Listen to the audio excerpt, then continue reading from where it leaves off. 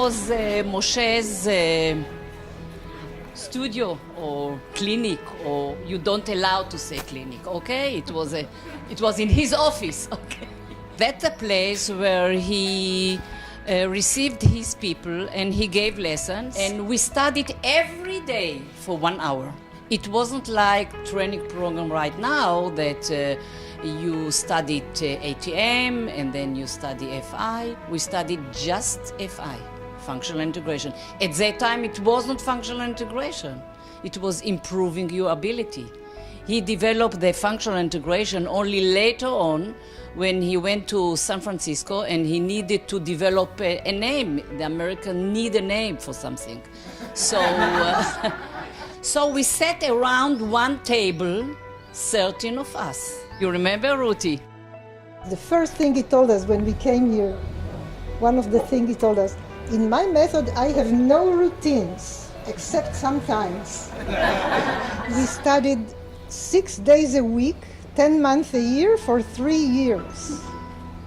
And then one day we asked Moshe, can we do it 3 times a week instead of every day and need to drive? And he got angry and he said, what do you think? You are studying in university, you need time to take it in, to think about it, to practice. The way he taught us was that one of us needed to lay down and he gave us. Immediately we need to give him back. So he was lying and we gave him lesson. And what do you think he said at the end? That's not FI. I was lucky, really, that I at that time decided to study with him. That's all. So my name is Amos Hetz. I met Moshe in 56, went to Alexander Yanai and thought I'm a dancer. My back started to ache in such a way, and I knew Moshe very well. He used to come here twice a week. There was one small room, and Moshe was treating me. Then he went to the States, and he said, today it will be the last lesson before I'm going. And what did he do? He asked me to lie on the back. He didn't touch me, and he gave me a lesson. Thank you. The story about the man that he was treating, when the man was sitting on a chair and Moshe was working with him, very tired and his head is falling. But finally, the man got up and said, Moshe, that was the best lesson you ever gave. And Moshe understood the message in it, and he changed the whole direction of his work. And he understood that when he doesn't interfere with his thinking, it's the best thing. This was at the time that we learned in the early 70s. Yeah. His brother used to live here, and his mother used to live here part of the time as well. His mother was a painter, and Moshe always came to Baruch to eat during lunch. And Baruch cooked. Actually, the food wasn't so important, but the way they talked about politics, the way Baruch really adored Moshe and supported him all his life, till the end of his life.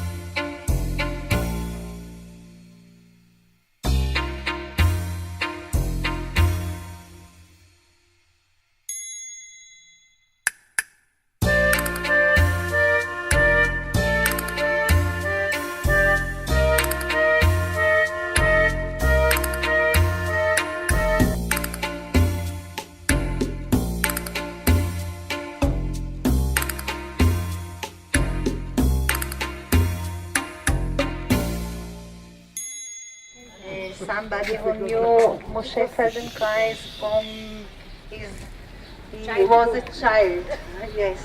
Amnon Meskin. Yes, hello, nice to see you all. First, graduated, went to France, studied in the Polytechnique, finished it most likely extremely well, and he was Jules Curie right-hand scientist. Jules Curie, as you know, was the son of Madame Curie, and he left France hastily. He went to England, he worked there for the war effort. While doing that, in France and England, he dealt a lot with judo. And he kind of gave the European audience the knowledge about Japanese judo, which was in hiding. And of course, somehow, because he was a sort of a genius, a self-educated man, and at the same time, a man who could combine many disciplines and understanding altogether of physics, of judo, of anatomy, of the wisdom of the East, and slowly he developed a system while he was still a scientist. And then when he came to Israel and started working with the army, at the same time he started working with people. So of course my father and I were the first guinea pigs that he ever worked with. He left the army, started really seriously devoting himself to his system, in which he had groups and people individually and people who had all sorts of difficulties. I remember my father in the first few lessons, first of all, when he got up, he got taller, really, practically taller, and he started laughing out of happiness. My mother used to call him a part of the furniture of the house because he used to come every evening or afternoon. The reason why he bought this apartment up here and lived here was because of the vicinity of my father, of my parents, because that was his home. When I got married, we had a child, and when he was around, 5, 6, 7, we see that he cannot jump. He cannot jump. He was extremely awkward.